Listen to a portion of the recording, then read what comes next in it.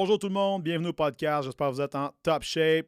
Guys and girls, aujourd'hui, je veux vous parler du plus gros flex ever. Quand je parle de flex, je ne parle pas de flex, non, je veux parler de la façon d'étaler sa richesse, de prendre pouvoir sur les circonstances de notre vie, ok? Fait que souvent, les gens vont dire, il faut que tu t'achètes un gros char, un gros chalet, une grosse montre. J'aime la mienne, elle a une signification particulière, je vous en parlerai dans un autre épisode. Ceci étant dit, le plus gros flex du monde que tu peux faire, si tu es travailleur autonome, tu es à ton compte, OK?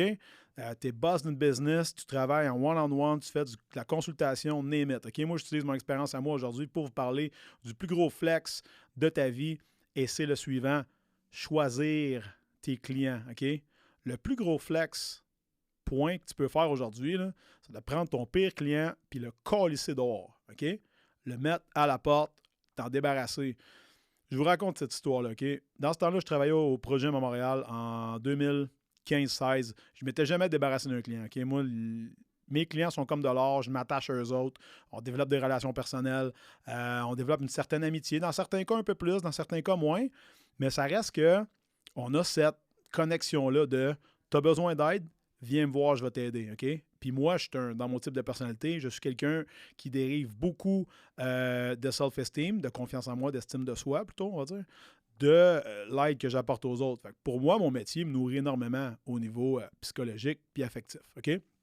Ce gars-là, on va l'appeler Mike, OK? Mais Mike, il vient me voir, puis fait son évaluation, puis tu sais, un peu a tough not to crack, quelqu'un qui est dur à figurer, je sais pas trop ce qu'il veut, il est en relation avec une fille, mais il est pas bien, puis il haït sa job, mais il continue pareil, puis il fait de l'université à temps partiel, mais ça le fait chier. Fait que tu sais, il y a beaucoup d'irritants dans sa vie, right?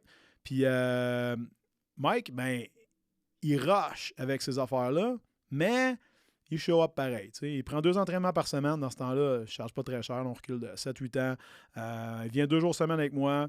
Puis à chaque fois, lui, c'est un gars qui s'était fait mal à une épaule. Genre, je sais pas, man, quand il avait genre 20 ans, il était rendu à 25. Puis à chaque fois qu'il faisait du bench press, c'est comme j'ai mal à l'épaule. Puis là, c'est dur. Là, je disais, OK, check. Mike, on va juste comme mettre ça de côté. On va aller faire du machine press à la place, en prise neutre. C'est moins raide pour ton épaule. Non, je veux le faire pareil. Je disais, ouais, mais là, t'as mal à l'épaule, right? Il faut que tu changes de mouvement si tu veux pas continuer à te faire mal. Puis, non, je veux le faire pareil. Je dis, OK, parfait. Fait que là, moi, je donne un spot. Je mets mes doigts sur la barre. Puis, il décroche ça. Puis là, il part. Puis là, il en fait 6-7. Là, il rush. Puis là, il crache. Puis là, il a l'épaule dans les airs. Puis là, tu sais, moi, je me retiens parce que je veux être poli. Je veux être gentil. Je veux être agréable. OK? Je suis un good guy. Puis je suis comme, man, je vais pas comme le reprendre incessamment tout le temps quand j'y ai dit que c'était pas un bon mouvement pour lui, right? Mais un moment donné, après, on a fait ça un bout, là, OK? Fait que là, à chaque fois qu'il raquait sa barre, il était comme j'ai mal à l'épaule. OK, mais dude, on va changer de machine. Non, je veux continuer. Fait qu'on a fait ça un bon bout. OK, là, je vous recule. J'étais peut-être au début de la trentaine dans ce temps-là. Fait que on continue. 1 semaine, 2 semaines, 3 semaines passent, 4, 5. Puis à chaque petite fois qu'on faisait un exercice qui le challengeait, qui était difficile, il s'entêtait à vouloir le faire. Il avait mal à quelque part. Puis je disais, on va changer. Non, je veux pas changer. Fait que là, c'est un genre de relation un peu de souk à la corde de man, je vais t'amener à t'entraîner sans douleur et à avoir du plaisir. Puis en plus, à level up et avoir des gains. Puis l'autre qui est comme, non, moi, je veux continuer à me martyriser. Genre, puis je suis comme Jésus. En tout cas, ce petit bout-là, excusez mon anglais, mon français, peu importe, ça a été extrêmement taxant pour moi mentalement jusqu'à un jour, OK?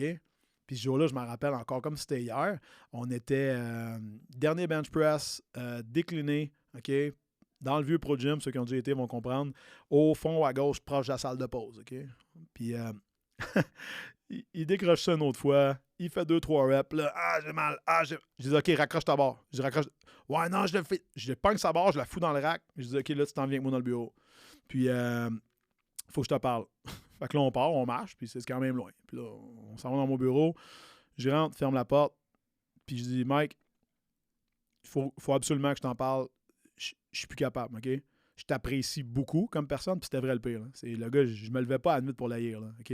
Mais j'avais besoin de te parler à ce moment-là. Fait que je commençais à lui dire, t'es une personne que j'apprécie beaucoup.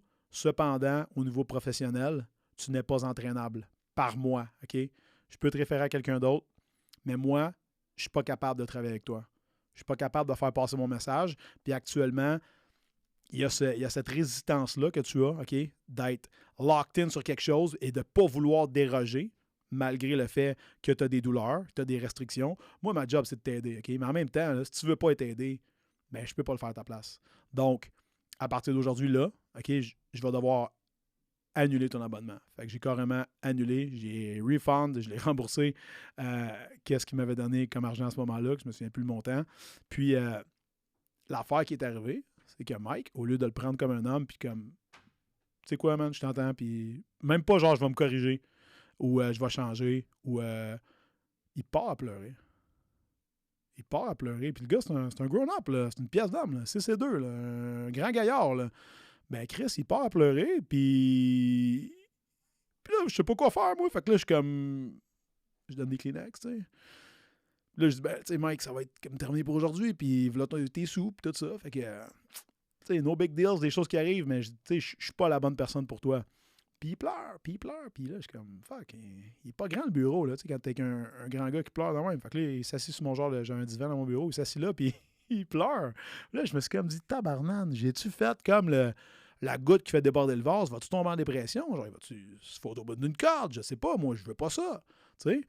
Fait que là, je me suis dans ma chaise de bureau, puis tu sais, là, je commence à jaser avec, puis tu sais, je vois plus en douceur, puis tu sais, c'est pas de ta faute, puis tout ces choses-là, il y a beaucoup de résistance, puis il faut que tu comprennes que moi, j'ai un travail à faire, puis le fait que tu agis comme tu agis, ou du moins que tu agis par rapport à moi, ben moi, je suis en train de me vider, right, pour remplir quelqu'un qui est un puissant fond. C'est un peu ça que j'ai fait comprendre, que dans le fond, mon message ne passe pas réellement avec toi, puis c'est correct. Il y a sûrement quelqu'un d'autre qui va être capable de le faire avec toi éventuellement.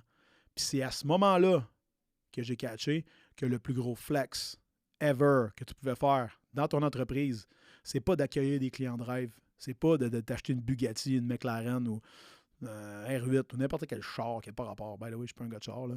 Ou une grosse maison, ou de faire un gros voyage.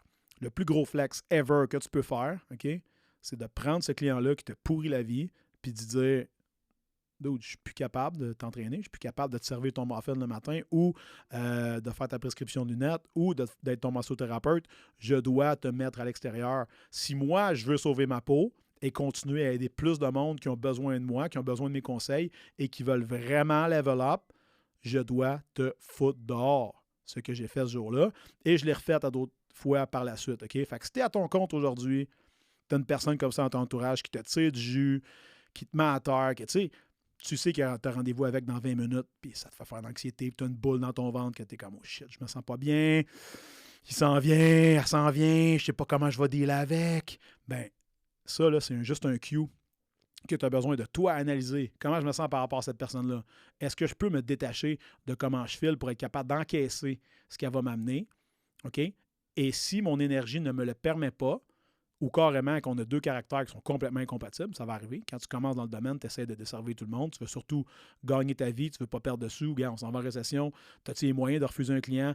Ben, quand j'ai sacré Mike dehors, le lendemain, il m'est arrivé 2 personnes parfaites, les parfaits clients, OK, qui sont les personnes avec qui je travaille aujourd'hui, OK, 7-8 ans plus tard, ben, ils sont arrivés juste après que j'ai mis Mike dehors, OK? Tu veux savoir le plus drôle là-dedans? C'est que les cases horaires que Mike prenait à ce moment-là, on va dire le lundi puis le mercredi à 7h15, ben, ils ont été remplis par ces 2 personnes-là. Fait que fais confiance à la vie pour t'amener exactement ce que tu as besoin, mais pour faire ça, tu as besoin de faire du ménage et de dégager ce qui ne te sert pas et surtout, ce qui te pompe ton énergie vitale, scrame ça puis tu vas faire de la place pour du nouveau, du beau et du mieux, OK?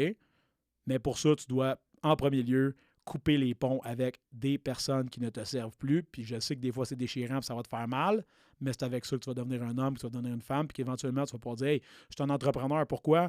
Parce que je vends mon burger, je vends ma salade, je vends mon service à qui je veux et à qui le prend, et je l'enlève des mains de ceux qui ne l'utilisent pas correctement. Je suis sélectif dans ma clientèle et surtout, j'aide les gens à level up pour vrai. Right? Fait que si jamais ça vous a parlé aujourd'hui, guys, venez surtout laisser un commentaire, s'il vous plaît. Je fais ça gratuitement, ça ne donne absolument rien en vie, à part votre reconnaissance. Donc, s'il vous plaît, laissez un commentaire sur les différentes plateformes et envoyez-moi un petit message, un petit DM sur Instagram à Resilient Gentleman. Visitez mes plateformes, puis surtout, restez résilients, guys. À bientôt.